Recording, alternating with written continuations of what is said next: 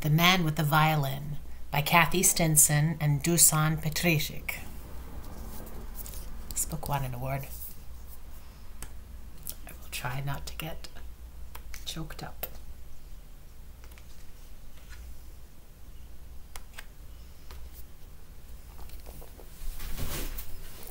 Dylan was someone who noticed things. His mom was someone who really didn't. Now see what you notice. Look what he's seeing. Everything in his field of vision. And his mom, this is her vision.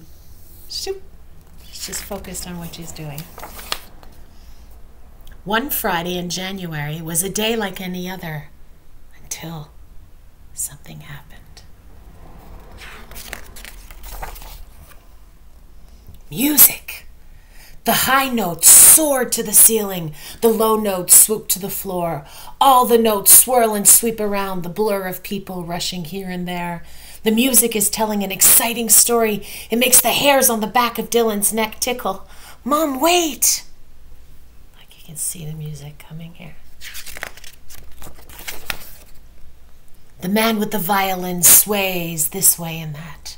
His fingers move quickly, his bow dances across the strings, and the skittering notes make Dylan want to dance too. Then the music slows, and the man's eyes close as if the music is carrying him from the bustle, bustle, bustle to somewhere far, far away. Please, Mom, please, can't we stop?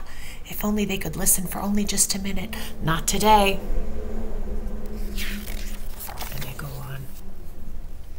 The man with the violin leans forward. His music makes Dylan's skin hum.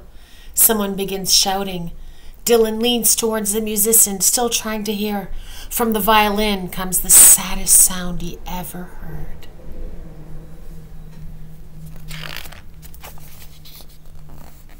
The man turns in his direction. Their eyes lock, but the escalator pulls Dylan down, down, down.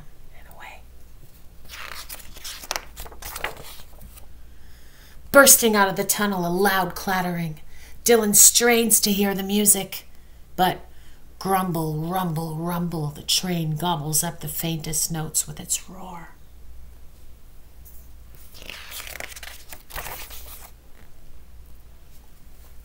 All day, the music Dylan heard that morning plays over and over in his head.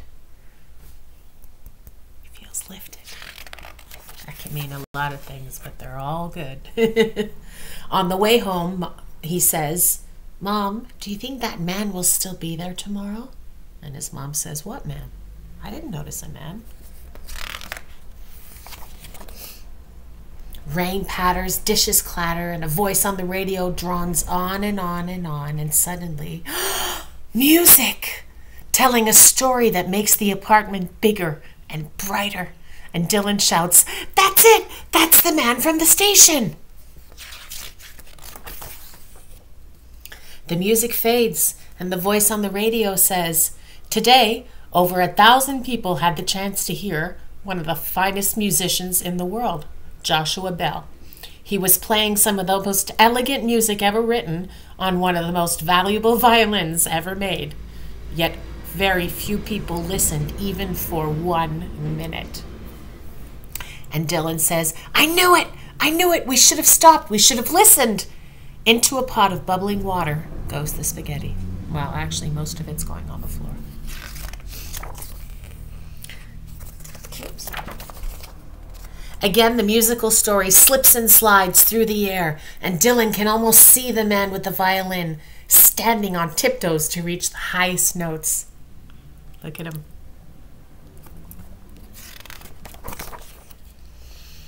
Dylan, you're right. And his mom turns up the radio. Loud and sweet, the music fills every corner of the apartment. And together, Dylan and his mom dance. Together, they listen.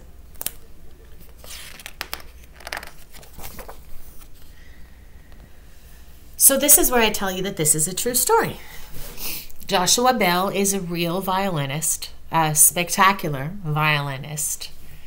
And he actually did do an experiment where he played a violin in a Washington subway station, and only a few people noticed. And he noticed most of all that the children were the ones that wanted to stop, but their parents kept asking them to hurry along. So, I think we should all look at the world through the eyes of a child. Enjoy.